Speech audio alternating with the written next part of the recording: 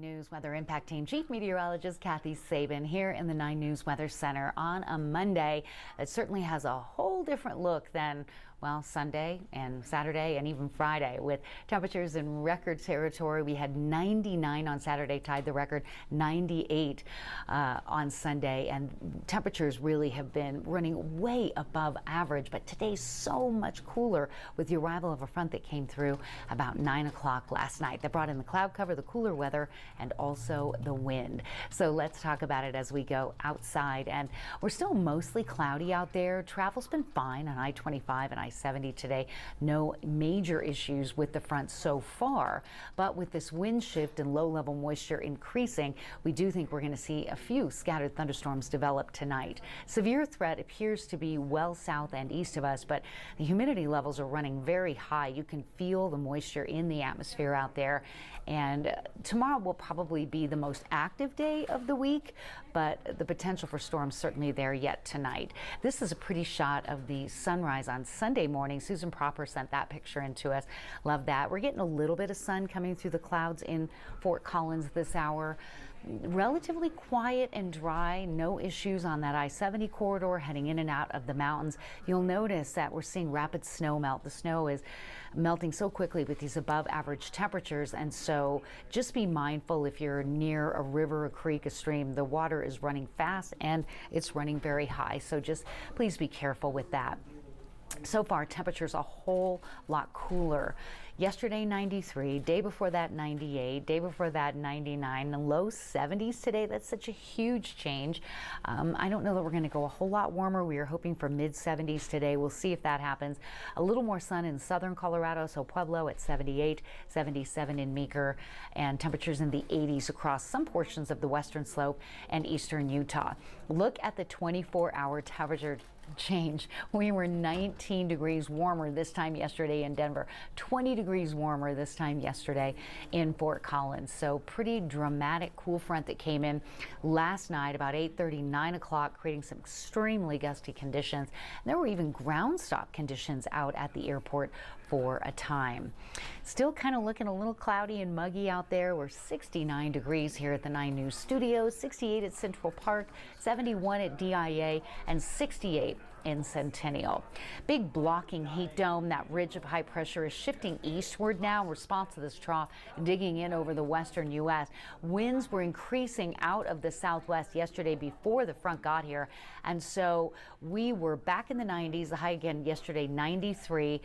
Gusty winds to 40 and 50 miles per hour, and humidity values running in the single digits and teens. So tinder dry conditions, elevated fire danger, red flag warning, fire weather watch areas for much of western Colorado yesterday, and we're still seeing some concerns for fire danger across western Colorado today.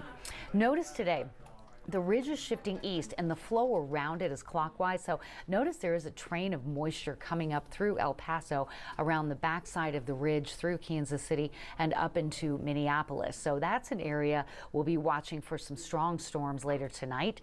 We're also watching kind of a little weak wave that extends from Salt Lake City up into the Billings area. So we're sandwiched in between these two weather features, and there's enough low-level moisture that we do think this radar is going to kind of light up here in the next few hours.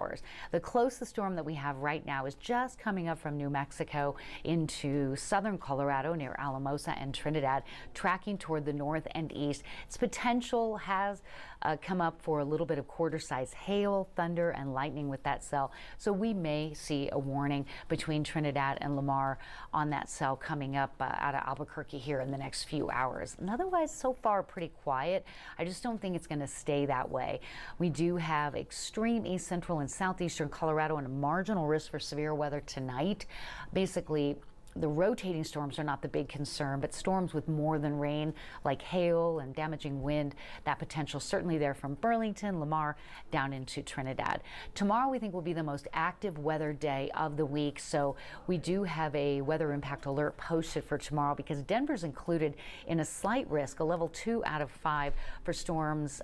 Again, an isolated tornado is possible, but really the big threat will be damaging winds and large hail, and that level 2 threat extends up into to Fort Collins, Greeley, Fort Morgan, out to Lyman, up toward Cheyenne, and just to the North Platte area as well. So tomorrow will be a much more active weather day. We get into Wednesday, tiny sliver of northeastern Colorado in that kind of marginal risk for storms that'll have more than rain. So a few storms tonight, the most active day tomorrow, and then a little bit calmer on Wednesday.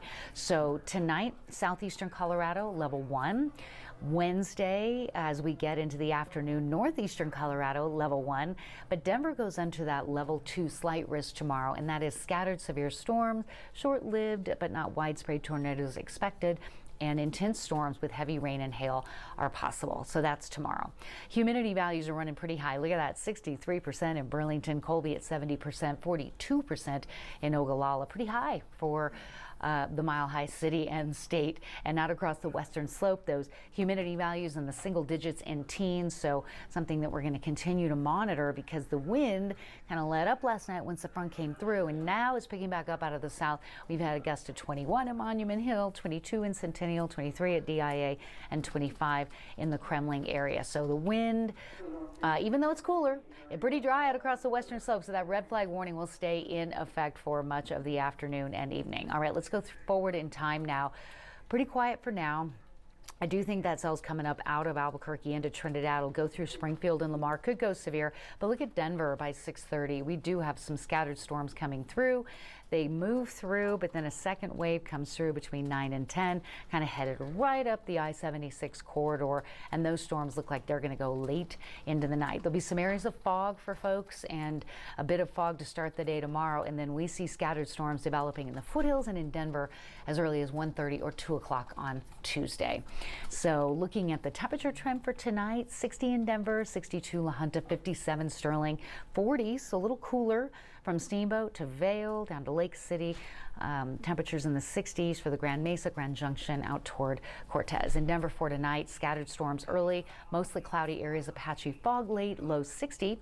We'll look for Tuesday as a weather impact alert goes into effect. Temperatures will stay below average, believe it or not, in the mid to upper 70s, maybe 80, depending upon the cloud cover tomorrow, but a good chance of thunderstorms as early as 1:30, 2 o'clock, and those could turn severe. So kind of keep that in mind, and that's part of your extended forecast coming up. Weather impact alert for Tuesday. We think we can get to 82 if we get enough sun. That's going to destabilize the atmosphere, and the storms that do develop will be quite strong. They're going to develop west of I-25 around 1:30 or 2, and then track northeast between 2 and 5. And again, hail and damaging winds will be the biggest threat. We have a few thunderstorms on Wednesday, but not as many, and they're not as strong. And then back to a warming and drying phase with a new weather shift that'll get us to 88 with sunshine on Thursday, low 90s for Friday and Saturday, upper 80s Sunday, and then storms move back into the forecast on Monday afternoon. Out there right now, more cloud cover than sunshine, and that's something that's keeping our temperatures running well below average. But keep an eye to the sky and right here to 9 News, because we do think we'll have some evening thunderstorms developing around 4:30 or 5 o'clock, and then the potential for a secondary wave later on tonight. So coming up today, starting at 3, we will have a check of the radar and much more on the weather impact alert that'll be issued for tomorrow due to the severe weather threat. And we'll have the extended forecast in detail for you, along with all the day's news. We're going to have that with Alex and Sam and myself coming up in just a little bit on 9 News at 3 o'clock. Have a great day. Thank you so much for watching.